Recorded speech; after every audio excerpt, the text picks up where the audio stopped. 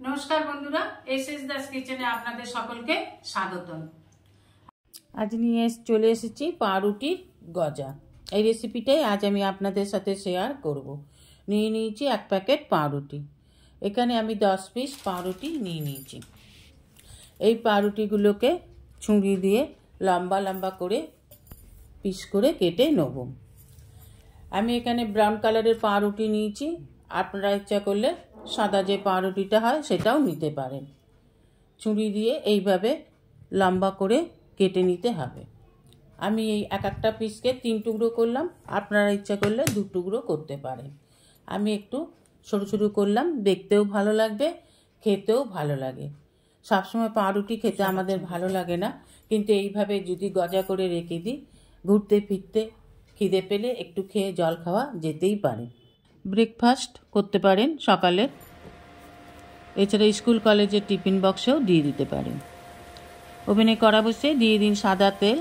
তেল গরম হয়ে গেলে কেটে রাখা পাউরুটির পিসগুলোকে উল্টে পাল্টে হালকা ব্রাউন করে ভেজে তুলে নিন। হাই ফ্লেমে ভাজবেন, তাহলে পাউরুটির পিসগুলো বেশি তেল শোপ করবে না। লো ফ্লেমে ভাজলে অনেকটাই তেল শোপ করে নেবে। তাই যখন ভাজবেন অবশ্যই হাই ফ্লেমে পাউরুটির পিসগুলোকে ভেজে নিতে হবে। এইভাবে উল্টে পাল্টে হালকা লাল করে ভেজে তুলে নিন।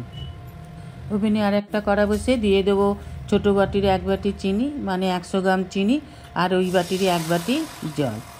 চিনিটা মেল্ট হয়ে এলে রসটা যখন ঘন হয়ে আসবে তখন দিয়ে দেবো ভেজে রাখা পাউরুটির টুকরোগুলোকে। গ্যাসের ফ্লেমটা লো করে দেবো, হাই ফ্লেমে এই সময় রাখবো না। এবার ভালো করে নেড়ে চেড়ে পাউরুটির গায়ে চিনির রসটা লাগিয়ে ভালোভাবে নেড়ে চেড়ে গরম করে নামিয়ে নেব। নামিয়ে নিলেই তৈরি পাউরুটির গজা। এইভাবে করে খেয়ে দেখবেন, আশা করি আপনাদেরও ভালো লাগবে। এইভাবে করে রেখে আপনারা স্টোর করেও রাখতে পারেন, অনেক দিন অবধি ভালো থাকে। দেখুন, ভেঙে দেখিয়ে দিচ্ছি কেমন মুচমুচে হয়েছে, ভেতরটা কেমন রস টেনেছে। দেখুন, রসে দিয়েছি বলে নরম হয়ে যায়নি, যেমন ভেজেছি তেমনই মুচমুচে আছে। খেতে খুব ভালো লাগে, মুচমুচে। স্ন্যাক্স হিসেবে খেতে পারেন বা স্কুল কলেজের টিফিনেও দিতে পারেন। রেসিপিটা ভালো লাগলে বন্ধুরা অবশ্যই একটা কমেন্ট করে জানাবেন। রেসিপিটা ভালো না লাগলেও কমেন্ট করে জানাবেন। Thanks for watching my channel SS Das kitchen channel. ভিডিওটি ভালো লাগলে অবশ্যই একটা লাইক, কমেন্ট, সাবস্ক্রাইব করার অনুরোধ রইল। পাশে থাকা বেল আইকনটিতে ক্লিক করে দেবেন নিউ ভিডিওর আপডেট পাওয়ার জন্য।